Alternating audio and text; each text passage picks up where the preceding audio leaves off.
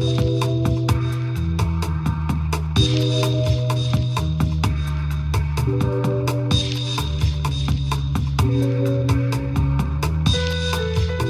I'm Morgan Pehme, Editor-in-Chief of City and State, and this is Last Look. Today, our guest is Comptroller candidate John Burnett. John, thank you so much for joining us. Thank you for having me. Since you are virtually unknown to the New York political world, I was hoping that you could begin by introducing yourself and telling us the reasons why you're running for Comptroller. Well, I'm running because I have the qualifications to run. I have over 20 years of experience in financial services. I've worked for some of the largest financial services firms that have a global presence, such as Morgan Stanley, Smith Barney, as well as Merrill Lynch. And I have a background in overseeing portfolio managers, financial advisors, audit, compliance, enterprise risk management, as well as regulatory examinations. And you're jumping into the race relatively late. Is that because you hadn't planned on running earlier, or you had some sort of hesitancy to take the plunge? I had not planned on running. However, I think our democracy is the strongest when we have contested bids for leadership. And your likely opponent in the general election, Manhattan Borough President Scott Stringer, has no professional background in finance or economics. How important do you think it is for an individual to have expertise in these areas in order to be an effective comptroller? I think the comptroller position is one of I want to go out on a limb here and say, I think it's the only position within elected politics that requires a specific discipline to understand investments and have the experience to know how to grow and protect investments. Also have some type of experience with respect to auditing city agencies. And let's be clear, it's very important to have an independent approach to make sure that the people that you're auditing and doing business with are not closely tied together. Scott Stringer has a tremendous fundraising advantage over you. He's accrued tons of endorsements, and you're running as a Republican in a city that has a 6-to-1 advantage for Democrats in registration. How do you expect to run a viable candidacy? The first thing I would say about that, Scott Stringer has been running for mayor for the past 2 years.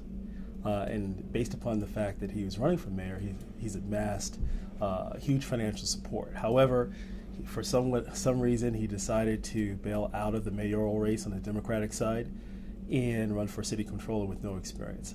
That you'd have to ask Scott Stringer about that.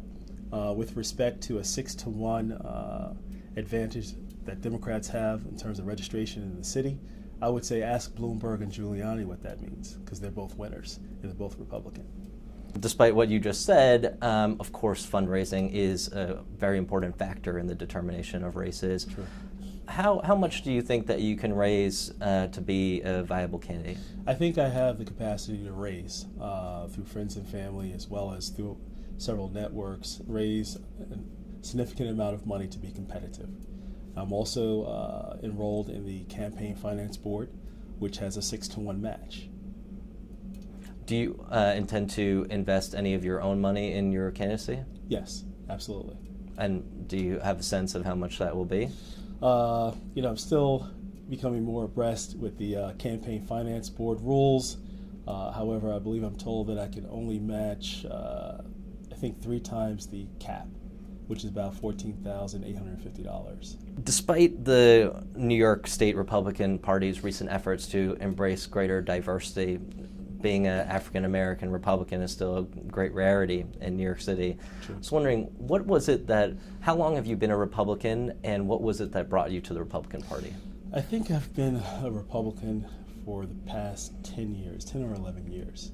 And I think as my understanding of economics, taxation, investments, and how to empower people that want to really be a part of the American dream, I think those are the values and the knowledge and understanding of how those things operate really resonated with me and my personal viewpoints and values. So I made that switch. Do you think that black voters who vote among the most consistently Democratic in the country would be willing to cross the aisle to support your candidacy? I'm going to rely on the common sense of people. I think at the end of the day, they will evaluate both candidates and they will see that I have the clear qualifications, the experience, to be New York City Comptroller. John Liu has used the office of the Comptroller very much to be a check on the mayor's power. What is your vision for the office? I think, as I stated earlier, the Comptroller should be independent. Of course, the Comptroller has to be accountable to the voters and also to the mayor. However, the Comptroller is an independent elected official that's responsible for overseeing the pension fund, make sure the contracts are doled out in an efficient and fair manner pursuant to the prescribed rules and regulations, as well as be independent with respect to auditing all of the city agencies. Mayor Bloomberg and Comptroller Liu had a plan to merge the 5 pension funds into one that was scuttled by union opposition. What is your stance on that proposed consolidation? I agree with that consolidation. I think there's an opportunity to experience huge cost savings by consolidating the pension funds. And there's precedent for it, right? The New York City transit system, at one point in time, it was 3 different companies. They merged and received huge cost savings. When we look at the New York City Police Department, you have the transit, housing, and regular police. That was merged. When we look at the fire department and EMT, they merged. So there's precedent for it. And that wasn't received initially. So it was an uphill battle. And I'm the type of person to push that through. And I thank them for socializing it for me ahead of time. Do you have a preference, or is there a candidate that you're supporting in the Republican primary for mayor? I've absolutely made my decision. And who is that person? The winner. John Burnett, thank you so much for joining us. Thank you for having me.